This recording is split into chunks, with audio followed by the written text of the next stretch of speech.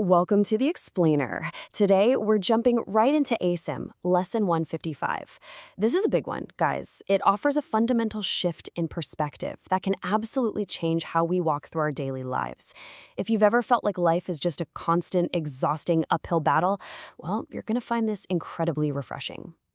The core lesson we're unpacking today is beautifully simple. It's this: I will step back and let him lead the way. Now, this isn't just a nice, comforting little phrase. It's a profound daily mantra about finally surrendering our exhausting need to control absolutely every single outcome. It's a direct invitation to just let go of the reins and trust in a truth that's way bigger and honestly way more peaceful than our own chaotic planning. But before we really unpack the text, let's talk about that universal feeling of burnout. I mean, are you completely tired of trying to micromanage an unpredictable world? The text actually acknowledges this heavy, anxious feeling right away. It points out that we often actively seek out this chaotic world, choosing to be illusions, essentially, just to avoid the deep stillness of our own true reality. Kind of crazy when you think about it, right? And that brings us to this concept of the illusion. What I love here is how the text completely demystifies it. We aren't talking about some cinematic magic trick. It's a psychological hiding place. It's a false, exhausting world of stress and control that we actively choose because, strangely enough, it feels safer than facing the simple truth. We literally think we're protecting ourselves by staying trapped in the chaos. So the text presents us with a really stark choice. Letting our false sense of control and illusion take charge, that's described as literal madness. But stepping back, letting that illusion sink behind us so the truth can stand forth and guide us, that is called simple sanity. It's framing this not as some massive spiritual mountain you have to climb, but just a relaxing return to basic, clear-headed sanity. The catch, of course, is that we're all pretty deep in our own illusions. Because we've denied the truth for so long, the text points out that we can't always learn directly from the truth on our own. We need a guide. We need a teacher who can look right past our chaotic illusions, recognize the madness for exactly what it is without judging us for it, and see the simple, untouched truth that still lives inside of us. So how do we normally try to fix things when we feel lost?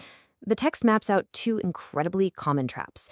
We either try to completely renounce the world, which just leads to a deep sense of sacrifice and loss, or we obsess over it, choosing nothing but the world. And that just leads to this profound emptiness, a deeper loss we can barely even articulate. The crucial takeaway here: neither of these extremes actually works. But don't worry, there's another way. The text calls it a road right between these paths. It's this perfect middle road where sacrifice and deprivation are quickly left completely behind. You don't have to give up your life, and you don't have to be totally consumed by it either. It's a path that requires absolutely zero deprivation. Here's what walking this third road actually looks like in practice. You don't have to change how you dress or go isolate yourself in a cave somewhere. You walk the world just like everyone else. But you smile more frequently, your forehead is serene, your eyes are quiet. You carry this deep, quiet peace that other people instinctively recognize, even if they think you're the exact same person they knew before. And this creates the most beautiful ripple effect. By simply stepping back, you automatically allow the truth to walk ahead of you. And because of that, other people begin to hear the truth speak through you. You naturally become a guide for others. You're serving them while you serve yourself, setting their footsteps on the right path without ever having to force a single outcome. It just happens.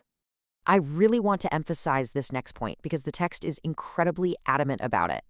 Sacrifice and deprivation are choices for defeat. Let that sink in.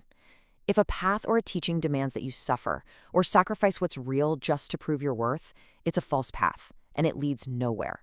All roads built on loss ultimately fail because the truth absolutely does not require you to be diminished.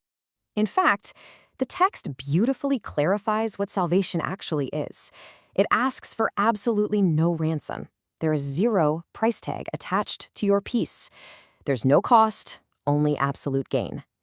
It's simply the act of accepting the truth and letting it light up the path ahead of you, completely freeing you from the chains of illusion. But you do have to be vigilant. The text advises you to walk safely, yet carefully.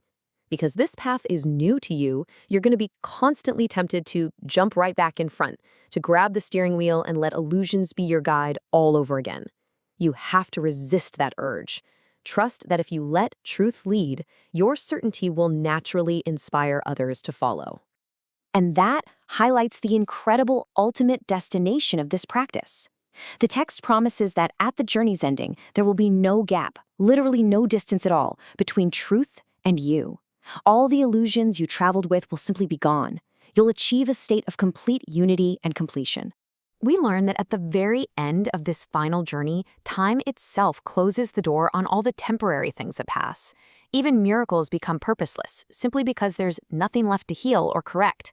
Perfect peace completely replaces the need for any more seeking, any more striving, or any more journeys.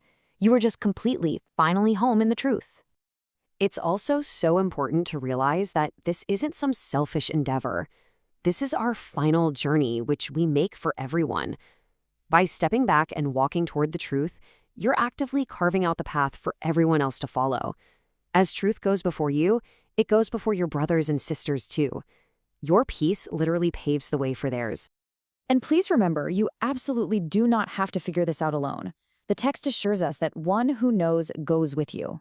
You are entirely supported, and you're given your brothers to follow in your footsteps as you walk with certainty. Because of this massive support system, your pathway is absolutely secure. You literally cannot fail.